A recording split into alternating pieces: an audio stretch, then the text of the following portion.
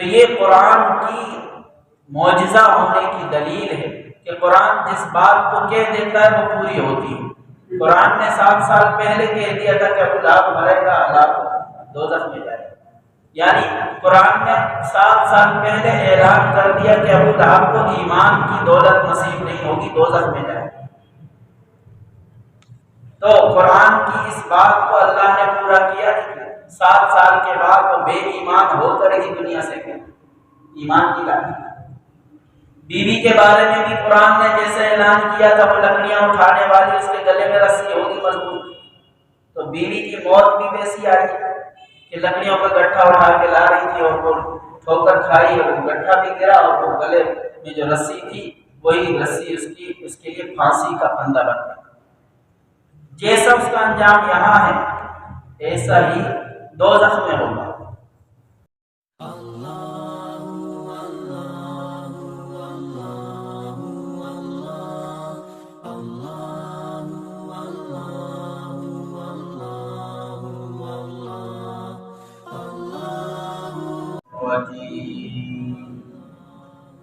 بسم اللہ الرحمن الرحیم تبت یدا ابی لہب وتب ما اغنی عنہ مالہ وما کسب سیصلی نارا ذات لہب وامرأته حمالة الحطب في جيدها حبل من مسد۔ سورۃ اللہب ترجمہ ایک مرتبہ کر لیتے ہیں، اس کے بعد اس کی تھوڑی تشریح بیان کریں۔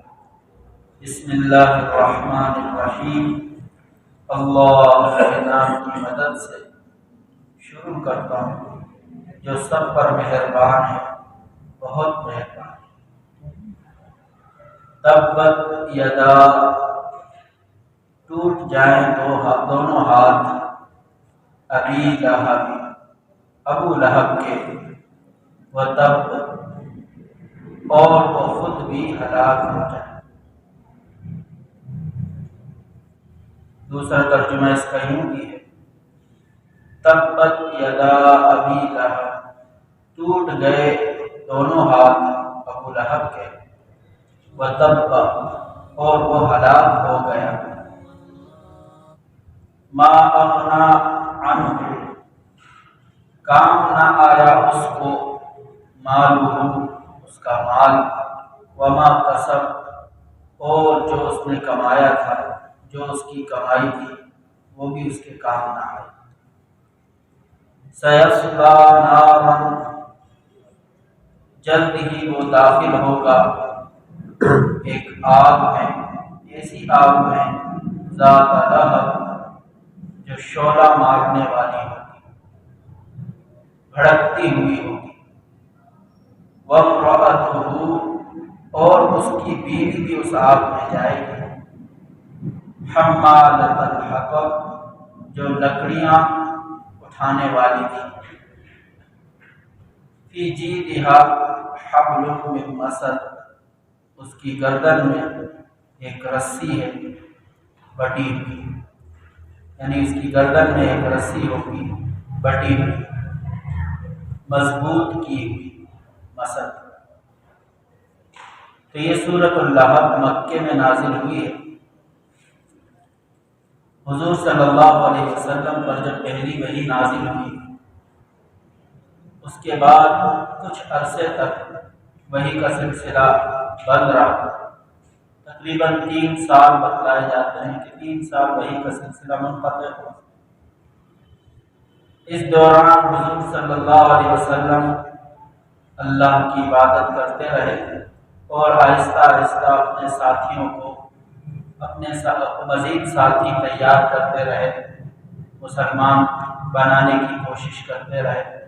دعوت دیتے رہے۔ 3 سال کے بعد جب سورہ مدثر، سورۃ الشعراء کی آیت نازل ہوئی وَأَنذِرْ عَشِيرَتَكَ الْأَقْرَبِينَ، اپنے قریبی رشتہ داروں کو بھی اللہ کا ڈر سنائیں، اللہ کے عذاب سے ڈرائیں، قریبی رشتہ داروں کو۔ تو اس آیت کے نازل ہونے کے بعد حضور صلی اللہ علیہ وسلم نے اپنے خاندان کے لوگوں کو جمع کیا۔ حضور صلی اللہ علیہ وسلم قریش قبیلے سے تعلق رکھتے تھے، تو قریش قبیلے کے جتنی بھی شاخیں تھیں، جتنی بھی گوتیں تھیں، سب کو جمع کیا۔ پھر ان سے عمومی خطاب بھی فرمایا اور خصوصی خطاب بھی کیا، سب کو مخاطب کر کے بھی اللہ کے عذاب سے ڈرایا، اور خاص خاص لوگوں کے نام لے کر بھی حضور صلی اللہ علیہ وسلم نے اللہ کے عذاب سے ان کو ڈرایا۔ تو ایک مرتبہ اسی طرح حضور صلی اللہ علیہ وسلم نے صفا پہاڑی پہ کھڑے ہو کر اعلان کیا، یا صباحا، یہ نعرہ لگایا۔ یہ نعرہ عرب لوگ اس وقت لگاتے تھے جب کوئی بہت بڑا دشمن حملہ کرنے کے لیے آ رہا ہوتا، یا کوئی بڑی مصیبت آنے والی ہوتی تھی، بڑا سخت خطرہ ہوتا تھا، تو اس وقت یا صباحا کا نعرہ لگایا۔ تو اس نعرے کو سن کر سب لوگ جمع ہو جاتے تھے اور سمجھتے تھے کہ ابھی کوئی بڑے خطرے کا اعلان ہونے والا ہے، کسی بڑے دشمن کی خبر دی جانے والی ہے کہ ان پر حملہ ہو رہا ہے۔ تو جب حضور صلی اللہ علیہ وسلم نے یہ آواز لگائی یا صباحا، تو سارے قریش کے لوگ جمع ہونا شروع ہو گئے۔ جس نے نعرہ سنا اس نے پہنچنے کی کوشش کی، جو خود نہیں پہنچ سکا اس نے اپنے غلاموں کو، دوستوں کو اپنی طرف سے آگے بھیجا کہ جاؤ دیکھو کیا خبر ہے۔ جب سب جمع ہو گئے تو حضور صلی اللہ علیہ وسلم نے پہلے ان سے فرمایا کہ لوگوں یہ بتلاؤ کہ اگر میں تم سے یہ کہوں کہ ایک دشمن ہے جو اس پہاڑی کے پیچھے ہے اور وہ تم پر حملہ کرنے والا ہے، کیا تم میری بات کو سچا مانو گے؟ تو ان سب نے کہا ہاں، ہم آپ کی بات کو سچ مانیں گے۔ ما جربنا علیک الکذب، ہمیں آپ سے کبھی جھوٹ سننے کی نوبت نہیں آئی، ہم نے کبھی آپ کی زبان سے جھوٹی بات نہیں سنی۔ آپ اگر یہ کہیں گے کہ اس کے پیچھے دشمن ہے تو ہم سچا مانیں گے اور آپ کی بات پہ یقین کریں۔ تو جب حضور صلی اللہ علیہ وسلم نے ان سے اقرار کروا دیا اس بات کا کہ میں جھوٹ نہیں کہتا، میں جو بات کہتا ہوں سچ کہتا ہوں، اس کے بعد حضور صلی اللہ علیہ وسلم نے فرمایا انی نذیر لکم بین یدی عذاب شدید، ان لوگوں میں تمہیں اللہ کے اس عذاب سے ڈرانے والا ہوں جو آنے والا ہے، بڑا سخت عذاب ہوگا، لہذا تم اس عذاب سے بچنے کے لیے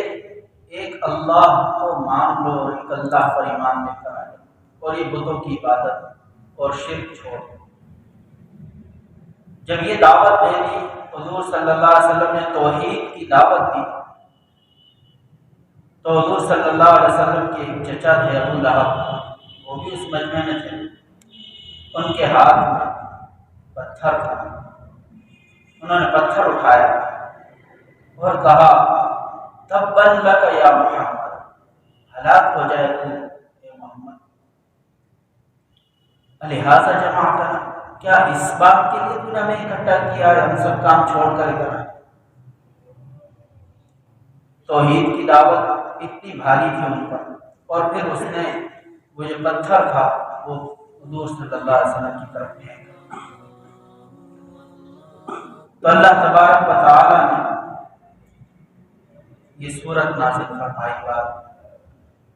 کہ اس سورت میں اللہ تبارک و تعالی نے ابو لہب کے بارے میں پیشن گوئی فرما دی کہ ابو لہب ہلاک ہوگا، اس کے ہاتھ بھی ہلاک ہوں گے اور یہ دوزخ میں جائے گا اور اس کی بیوی بھی جائے گی، یہ پیشن گوئی فرمائی۔ اور یہ پیشن گوئی کب فرمائی ہے؟ جب حضور صلی اللہ علیہ وسلم 43 سال کے اور نبوت ملے ہوئے بھی 3 سال ہوئے۔ اور پھر یہ پیشن گوئی پوری کب ہوئی؟ جس سال جنگ بدر ہوئی، حضور صلی اللہ علیہ وسلم مدینہ تشریف لا چکے تھے، مدینہ سے پھر مکہ جنگ کے لیے گئے تھے، جنگ بدر کا واقعہ پیش آیا تھا۔ تو اس جنگ کے 7 دن کے بعد ابو لہب کی موت آئی، کفر کی حالت میں موت آئی، اور اسی طرح آئی جیسے اللہ تبارک و تعالیٰ نے بتایا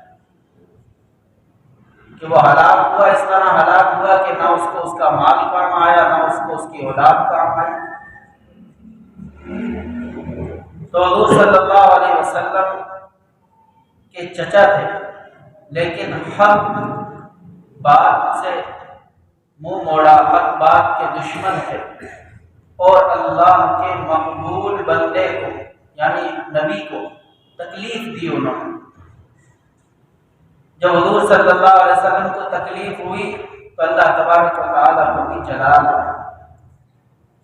تو معلوم کیا ہوا؟ جب کوئی اللہ کے نیک بندوں کو ستاتا ہے تو اللہ تبارک و تعالیٰ بھی اس کا بدلہ ضرور ہے۔ اس لیے حدیث شریف میں بھی آتا ہے کہ جو میرے کسی دوست سے دشمنی کرتا ہے، ایذا دیتا ہے، اس کو تکلیف دیتا ہے، میرا اس کے ساتھ اعلان جنگ، یعنی اس کا بدلہ پھر میں لیتا ہوں۔ تو حضور صلی اللہ علیہ وسلم کے کئی چچا تھے، ایک تو یہ تھے ابو لہب، یہ حضور صلی اللہ علیہ وسلم کے والد صاحب حضرت عبداللہ ان کے سگے بھائی نہیں تھے، بلکہ یہ دوسری ماں سے تھے۔ ابو لہب باپ ایک تھا، ماں دوسری تھی۔ اور اسی طرح حضور صلی اللہ علیہ وسلم کے ایک چچا تھے حضرت حمزہ، وہ اسلام لے آئے تھے۔ جب حضور صلی اللہ علیہ وسلم کو دشمنوں نے تکلیفیں دی، مکہ کے کافروں نے حضور صلی اللہ علیہ وسلم کو ستایا، ایذا دی، تو وہ چچا حضرت حمزہ رضی اللہ تعالیٰ عنہ ان ایذاؤں کو دیکھ کر برداشت نہیں کر سکے اور حضور صلی اللہ علیہ وسلم کا دین قبول کر لیا اور حضور صلی اللہ علیہ وسلم کا ساتھ دیا اور ان کے مددگار بن گئے، ان کے محافظ بن گئے۔ حضور صلی اللہ علیہ وسلم کے ایک اور چچا ابو طالب تھے، جو حضور صلی اللہ علیہ وسلم کا ساتھ دیتے تھے، اور سخت حالات میں بھی انہوں نے حضور صلی اللہ علیہ وسلم کا ساتھ دیا۔ جب سارے مکہ والوں نے بائیکاٹ کر دیا کہ ہم ان سے نہ لین دین رکھیں گے، نہ کھانا پینے کا کوئی سلسلہ ان سے رکھیں گے، اور حضور صلی اللہ علیہ وسلم کو اور حضور صلی اللہ علیہ وسلم کے ساتھیوں کو ایک پہاڑی کے گھاٹی کے اندر بند کر دیا کہ بس آپ کا یہیں رہنا ہوگا، آپ کو مکہ کی طرف نہیں آنا۔ حضور صلی اللہ علیہ وسلم نے اس گھاٹی کے اندر 3 سال گزارے، بڑی سختی کے حال تھا، نہ کھانے پینے کا کوئی انتظام۔ تو اس سختی کی حالت میں بھی ابو طالب ان کے ساتھ تھے، اور ابو طالب دل سے حضور صلی اللہ علیہ وسلم سے محبت کرتے تھے اور ان کی ہر موقع پر کفار سے بچانے کی ان کی کوشش ہوتی تھی، لیکن آخر وقت تک ایمان نہیں لائے۔ حضور صلی اللہ علیہ وسلم پر ایمان لانے کا مطلب یہ ہے کہ دل سے مانے، زبان سے بھی اقرار کریں، دل سے مانے، زبان سے بھی اقرار کریں۔ اگر کوئی دل سے تو مانے، زبان سے اقرار نہ کرے تو بھی مسلمان نہیں ہو سکتا۔ مسلمان تو تب ہوتا ہے کہ جب دل سے بھی مانے اور زبان سے بھی اقرار کرے، لا الہ الا اللہ محمد رسول اللہ، زبان سے بھی کہیں، صرف دل میں نہ رکھیں۔ بہت سارے ایسے لوگ ہوتے ہیں ہندو یا غیر مسلم جو اسلام کو سچا مذہب سمجھتے ہیں، دل سے مانتے نہیں ہیں، لیکن زبان سے اقرار نہیں کرتے لا الہ الا اللہ محمد رسول اللہ، تو ان کو مسلمان نہیں کہہ سکتے۔ تو ابو طالب بھی انہی لوگوں میں سے تھے جو حضور صلی اللہ علیہ وسلم کو سچا مانتے تھے، حضور صلی اللہ علیہ وسلم کے دین کو سچا مانتے تھے، پر زبان سے انہوں نے کلمہ نہیں پڑھا۔ آخری وقت میں، اور اسی بائیکاٹ کے زمانے میں ان کا انتقال ہوا۔ اور چوتھے چچا حضور صلی اللہ علیہ وسلم کے حضرت عباس تھے۔ حضرت عباس رضی اللہ تعالیٰ عنہ یہ حضور صلی اللہ علیہ وسلم سے محبت بھی کرتے تھے، حضور صلی اللہ علیہ وسلم کے دین کو سچا بھی مانتے تھے، اور پھر یہ مسلمان بھی ہو گئے جنگ بدر کے بعد۔ تو یہ وہ چچا تھے، حضور صلی اللہ علیہ وسلم کے چچا اب تو کئی ہیں، لیکن ان میں سے مسلمان جو ہوئے ہیں وہ صرف دو، ایک حضرت حمزہ اور دوسرے حضرت عباس رضی اللہ عنہ۔ تو یہ جو ابو لہب تھا یہ بھی حضور صلی اللہ علیہ وسلم کا چچا تھا، لیکن اس نے حضور صلی اللہ علیہ وسلم کی بات کو کیا مانتا؟ حضور صلی اللہ علیہ وسلم کے دین کا یہ سخت دشمن تھا۔ جہاں کہیں حضور صلی اللہ علیہ وسلم دین کی دعوت دینے کے لیے جاتے تھے، یہ ابو لہب بھی پیچھے پیچھے وہیں پہنچ جاتا تھا، اور اس کے ہاتھ میں پتھر ہوتا تھا، اور حضور صلی اللہ علیہ وسلم کو پتھر بھی مارتا تھا۔ اور جب حضور اپنی دعوت دے دیتے تھے لوگوں کو، لا الہ الا اللہ تفلحوا، لوگوں لا الہ الا اللہ کہہ دو کامیاب ہو جاؤ گے، آخرت کی کامیابی مل جائے گی، دنیا کی کامیابی مل جائے گی۔ تو یہ ابو لہب پیچھے سے کہتا تھا کہ جھوٹ کہہ رہا ہے، کذاب ہے، اس کی بات نہیں مانتا، میں اس کا چاچا ہوں، مجھے پتا جھوٹا ہے، پاگل ہے، دیوانہ ہے، اس کی بات پہ یقین نہیں کرتا۔ جب یہ صورت نازل ہو گئی تو ابو لہب نے اپنے بیٹوں کو، اس کے دو بیٹے تھے عتبہ عتیبہ، اپنے دو بیٹوں کو کہا کہ تمہارے نکاح میں محمد صلی اللہ علیہ وسلم کی بیٹیاں ہیں، حضور صلی اللہ علیہ وسلم کی دو بیٹیاں ابو لہب کی بہو تھی، کیونکہ اس نبوت کے زمانے سے پہلے ہی شادی ہو چکی، بعد میں تو شادی نہیں ہوئی، پہلے سے ہی ہوئی۔ تو حضور صلی اللہ علیہ وسلم نے اپنی دو بیٹیاں اس کے دو بیٹوں کو دے رکھی تھی، ابو لہب کے دو بیٹے۔ تو جب یہ صورت نازل ہوئی تو ابو لہب نے اپنی بیٹیوں کو، اپنے بیٹوں سے کہا کہ محمد صلی اللہ علیہ وسلم پر جو ہے یہ صورت نازل ہوئی ہے میرے بارے میں، اور وہ لوگوں کو یوں کہتا ہے، اور اس کی بیٹیاں میرے گھر میں ہوں، یہ نہیں ہو سکتا، تم اس کی بیٹیوں کو طلاق دو۔ تو اس کے بیٹوں نے اپنے ابو کی بات مان کر حضور صلی اللہ علیہ وسلم کی بیٹیوں کو طلاق دی، اور ایک نے تو حد ہی کر دی کہ طلاق تو دی اور آ کر حضور صلی اللہ علیہ وسلم کے چہرے مبارک پر تھوک بھی پھینکا، تھوکا بھی۔ تو حضور صلی اللہ علیہ وسلم بہت زیادہ دلی طور پر دکھی ہو گئے، ایک تو بیٹیوں کا غم کہ بیٹیوں کو طلاق ہو گئی، اور دوسرا اس بات کا دکھ کہ داماد ہو کر اس نے یہ حرکت کی۔ تو حضور صلی اللہ علیہ وسلم کی زبان سے اس وقت بد دعا نکلی کہ اللہ تو اس پر اپنے کتوں میں سے کسی کتے کو مسلط کر، اے اللہ تو اس پر اپنے کتوں میں سے کسی کتے کو مسلط کر۔ تو ابو لہب نے جب یہ سنا کہ محمد صلی اللہ علیہ وسلم نے میرے بیٹوں کو بد دعا دی ہے، تو اب اس کو ہر وقت فکر رہنے لگا اپنے بچوں کا کہ میرے بچے اب بچ نہیں سکتے، کیونکہ محمد صلی اللہ علیہ وسلم جھوٹ نہیں بولتے اور ان کی بات پوری ہوتی۔ تو ایک سفر تھا جس میں اس نے اپنے بیٹوں کو بھیجا کسی قافلے میں، تو شام کا سفر تھا، تو اس نے قافلے والوں کو کہا کہ دیکھو میرے بیٹوں کے بارے میں ہوشیار رہنا، رات کو جب تم سونے لگو تو میرے بیٹوں کے لیے خاص چوکیداری کا انتظام کرنا، کیونکہ ان کو محمد صلی اللہ علیہ وسلم نے بد دعا دے رکھی، تو مجھے اب ڈر ہے اپنے بیٹوں کے بارے میں کہ ان کو کوئی نقصان ہو سکتا۔ تو ساتھی کیا کرتے تھے سفر میں کہ رات کو جب سوتے تھے اپنا سب کا سامان اکٹھا کر لیتے تھے، اور اس سامان کی ڈھیری سی بنا کر اوپر ان دونوں کے بسترے لگاتے تھے، اور یہ سامان کے اوپر جا کے سوتے تھے، باقی سب نیچے سوتے۔ تو اسی طرح ایک رات ان کے لیے اوپر انتظام کیا، اور وہ سب نیچے سوئے ہوئے تھے، اور وہ اس کے دو بیٹے تھے وہ سامان کے اوپر اپنا جگہ پہ لیٹے ہوئے تھے، سوئے ہوئے تھے۔ ایک شیر آیا اور اس نے آ کر سب کے منہ سونگھے۔ جب ان کو اپنا مطلوبہ بندہ نیچے والوں میں نہیں ملا تو وہ سامان کے اوپر چڑھ گئے، اور سامان کے اوپر جب پہنچا تو یہ دونوں لیٹے ہوئے، ان دونوں کو اسی وقت اس نے ہلاک کیا، تو اللہ تعالیٰ نے اپنے ایک کتے کو ان پر مسلط کیا۔ یہ سب اللہ کی مخلوق ہے، اللہ جس کو جو حکم دیتا ہے وہ اس کو پورا کرتا ہے۔ تو اس طرح حضور صلی اللہ علیہ وسلم کی جو بات تھی اس کو اللہ تعالیٰ نے پورا کیا۔ تو بیٹوں کا یہ حال ہوا، اور خود ابو لہب کے بارے میں تو اللہ تعالیٰ نے فرما دیا کہ ٹوٹ گئے دونوں ہاتھ ابو لہب کے اور وہ ہلاک ہو گئے۔ جب جنگ بدر ہوئی ہے، جنگ بدر کے بعد 7 دن گزرے تھے، اس کا انتقال، اس کو بڑی بری موت آئی۔ بدر میں بڑے بڑے کافر مارے گئے، اور ابو لہب جو تھا وہ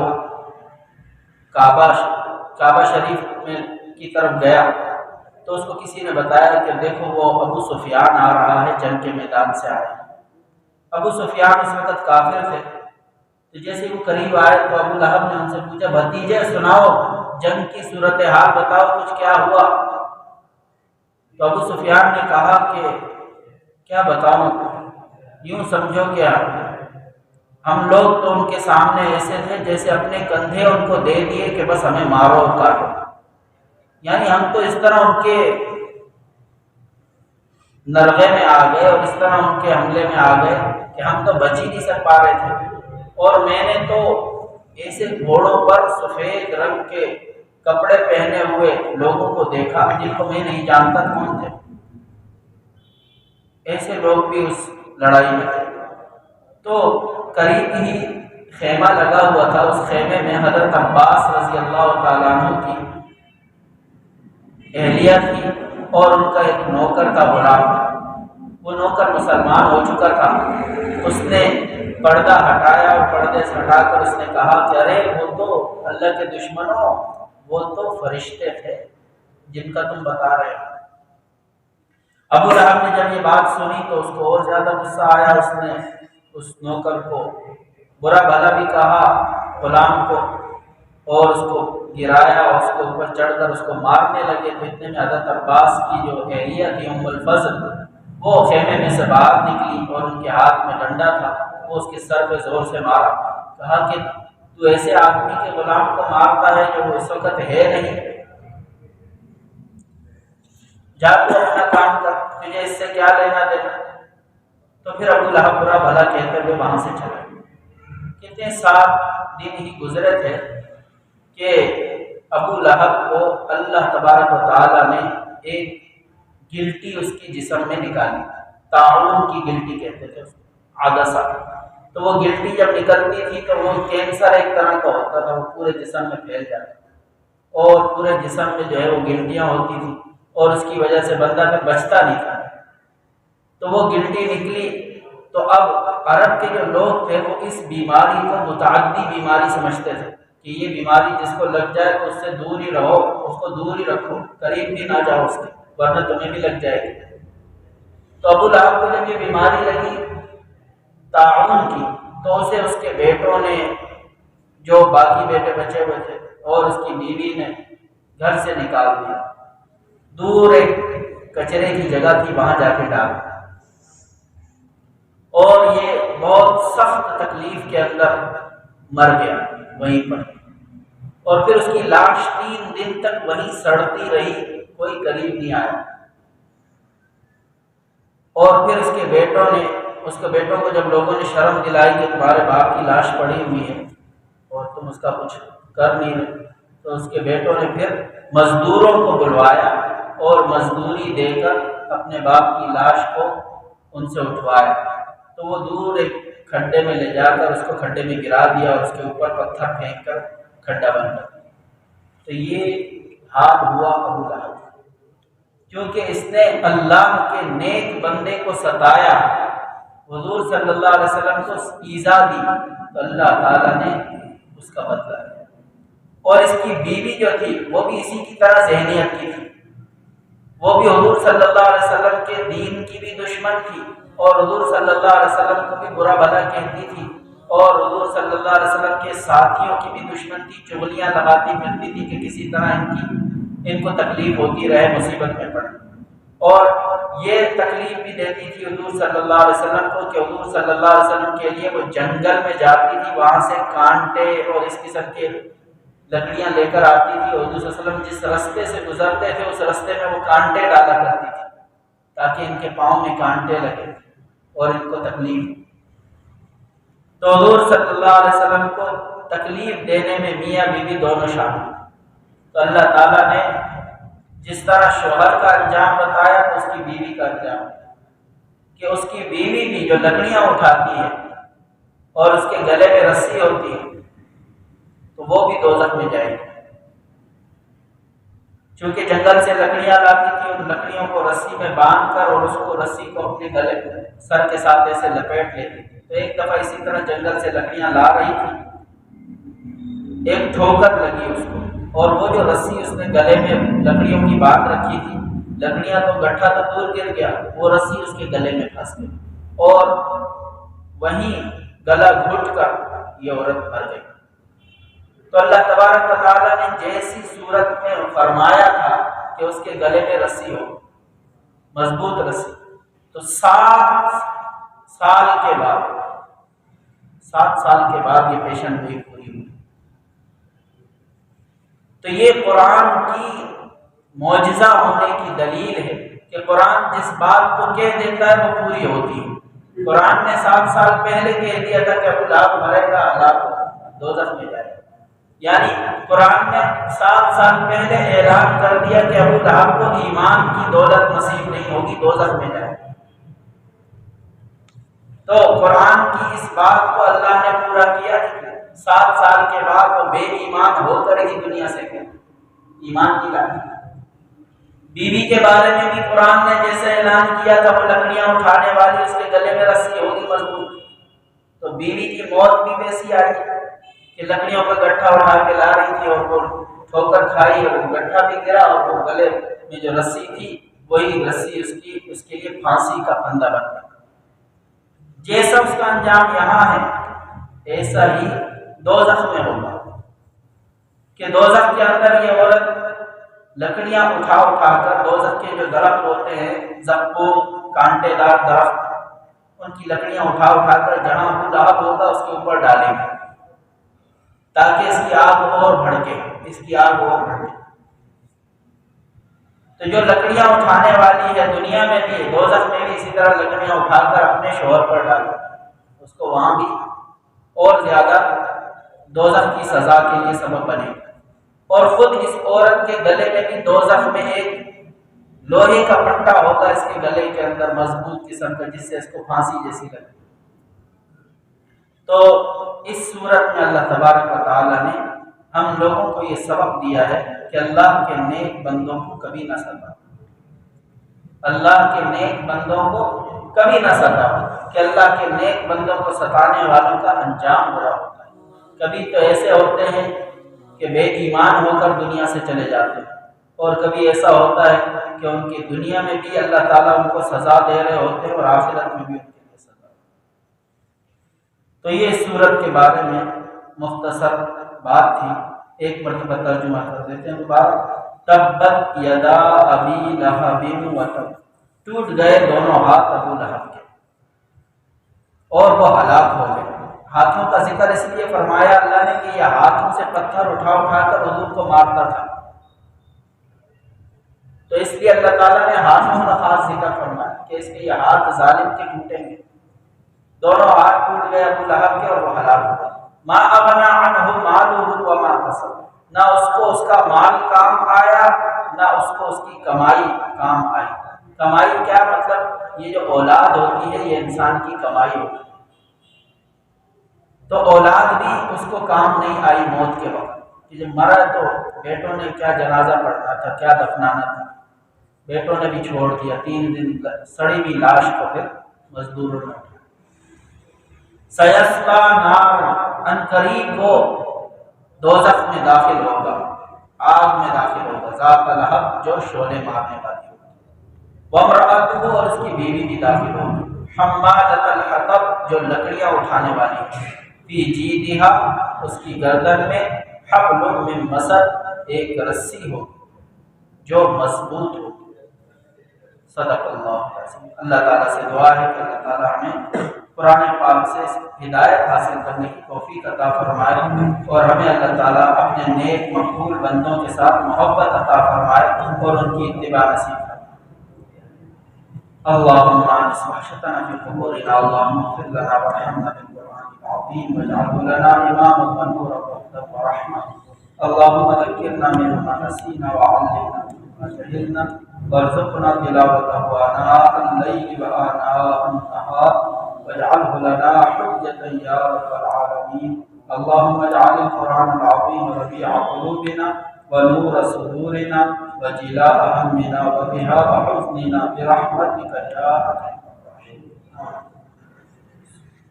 حسبی اللہ و نعم الوکیل، نعم المولا و نعم النصیر، حسبی اللہ